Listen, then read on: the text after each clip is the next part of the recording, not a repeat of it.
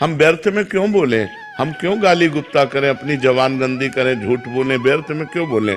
बहुत गंभीर रहना चाहिए, शांत रहना चाहिए, उसकी बात सुनी, अगर बोलने लायक है तो उत्तर दिया, नहीं तो मौन है, हमें क्या मतलब, चल दिया। अगर मान लो आपसे कोई पूछ रहा है, आपसे ही डायरेक्ट पूछ रहा है, कोई बात पूछ रहा है, आपको लग रहा है उत्तर देना ठीक नहीं, नजर नीचे की, चल दिया।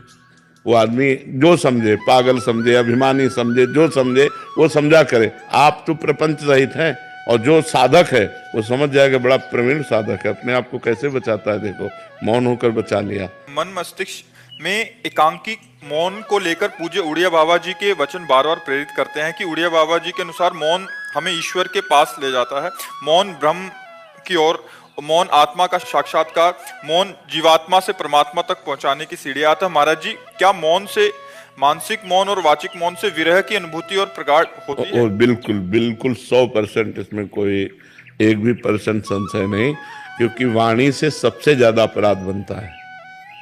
हंसी मजाक, झूठ बोलना, कई तरह की ऐसी बातें होती हैं जो हमारे वाणी से अपराध बन जाते हैं, और वाणी का बहुत बड़ा प्रभाव पड़ता है। अब जैसे हम वाणी से मौन हैं तो वो धीरे धीरे मन पर भी प्रभाव पड़ने लगता है।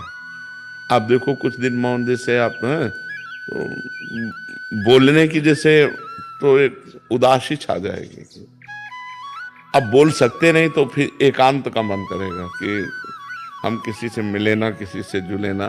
पर जैसे जिसका व्यापार है या नौकरी है या अन्य साधनों में रत है और साधनरत है, तो मतलब विचार मौन रहना चाहिए।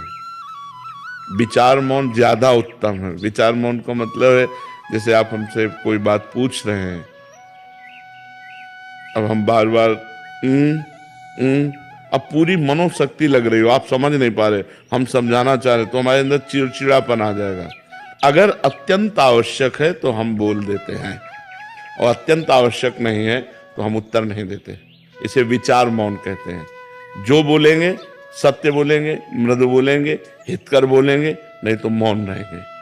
साधक जो गृहस्थी में है उसे जड़ मौन ना लेकर विचार मौन उत्तम रहेगा, क्योंकि परिवार है, गृह कार्य है। अच्छा, संत वेश में क्या है कि अब हम आज से नहीं बोलना चाहते, तुम्हारे ऊपर किसी का अधिकार नहीं, आप हमें नहीं बुलवा सकते।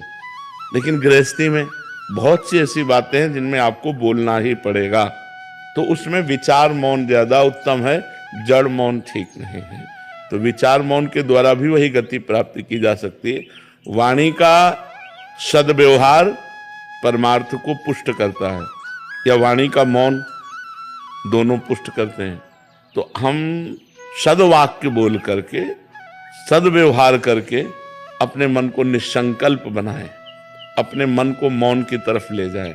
मन को मौन की, मन का संकल्प रहित हो जाना ही सच्चा मौन है। तो इसके लिए वाणी का मौन सहयोगी है, पक्का सहयोगी, क्योंकि अपने लोगों ने इसका आश्रय लिया है, इसका सहारा लिया है, आज भी है।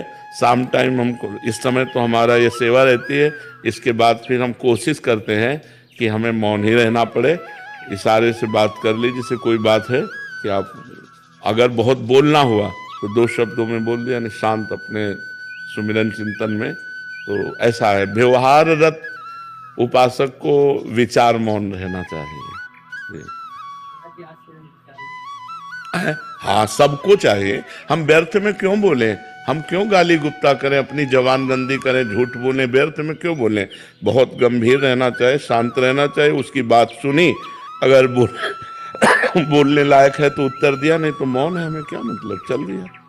अगर मान लो आपसे कोई पूछ रहा है, आपसे ही डायरेक्ट पूछ रहा है, कोई बात पूछ रहा है, आपको लग रहा है उत्तर देना ठीक नहीं, नजर नीचे की, चल दिया।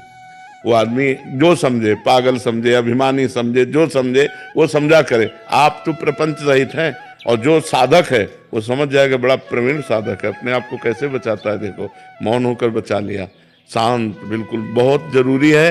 नहीं, वाणी से इतने अपराध बनते हैं कि लोग समझ नहीं पाते। वाणी से अपराध ही अपराध बनते रहते हैं, शरीर से और वाणी से ज्यादातर अपराध बनते रहते हैं, इसीलिए परमार्थ में उन्नति नहीं हो पाती। अगर शरीर और वाणी निष्पाप हो जाए तो मन बहुत जल्दी भगवान में लग जाए। इसीलिए देखो, संतों को देखो, बड़ा पवित्र स्नान, कपड़ा लत्ता सब पवित्रता से रहना, कि हमारा शरीर निष्पाप हो जाए, हमारी वाणी निष्पाप हो जाए, तो मन भगवान में लग जाए। मन का तन और वाणी से बड़ा संयोग है।